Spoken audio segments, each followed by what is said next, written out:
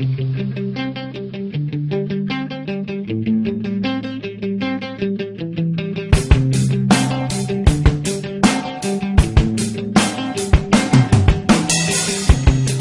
ka na ng Kung yun doon, Martes ng umaga nang ikaw ay nag-hi. Walang dalawang isip. Nag-hello din ako sa'yo sabay pa-cute. Pero nang bumalik ako kasama ang hiniling barbecue, pilit na kitang iniwasan kasi gutom na talaga ako. Hindi ko alam na yun na pala ang simula ng ating pagkakaibigan.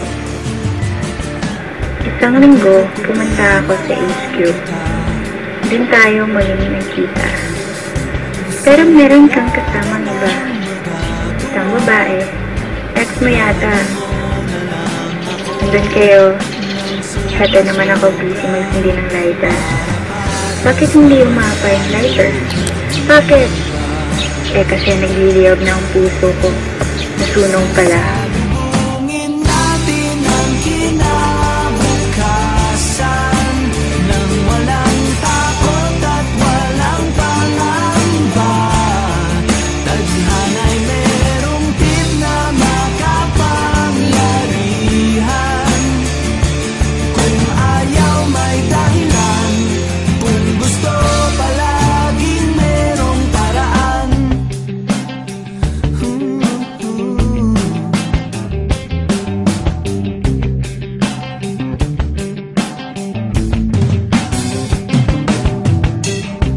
Masyadong mapagbiro ang tadhana at nagkasalubong tayo sa daan.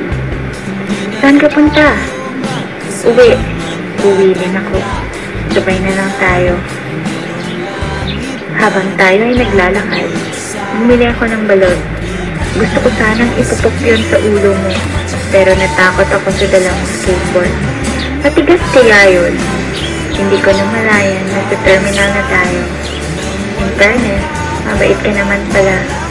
Masayang kakantuhan at hindi maarte. May potential tong batang to. Paminsan-minsan na rin tayo nakikita.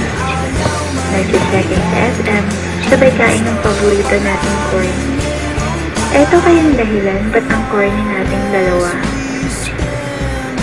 Tapos magbuwakatan papuntang molo upang bumili ng malupit na visual at tumambay sa Six Mart habang umiinom ng mogo-mogo. Hanggang sa nananabik na akong mag-Sunday palagi para makapiling kita ng matagal. Yun kasi day off ko eh. Isang buwan ang nakalipas. Isang linggo, habang tayo ay naglalakad sa diversion. Tinanong mo kung ano na bang sagot sa tanong mo. Wait, seryoso ba to? Kailangan ko bang sagutin yun? Sabay takip ng mukha na parang gusto ko maglangoy parang bula. Poof! Binuksan ko ang aking mata. Tinignan kita. Ang mga tattoo mo at ang mga piercing sa ilalim ng baba mo. Ngumiti. Sabay sabi ng oo. Sa mga sandaling yun, gusto ko sanang tumakbo ng mabilis papalayo sa'yo. Pero parang napakalakas ng hangin na hindi na ako makakilos sa aking tinatayuan. Shit, boyfriend ko na pala ang lokong to. Napakasaya ko ng gabing yun. Dumating ang Lunes. Kaya pala maraming galit sa Lunes. Tanya naman kasi may flight ako papuntang SG. Lunes ng gabi. One day old pa nga lang ang relasyon namin. Nag-DR na agad. Para gusto kong batukan sa pisayang napaka-feeling na tadhana. Pero joke lang. Nakaya rin namin eh. Nagkita. Nagyakapan.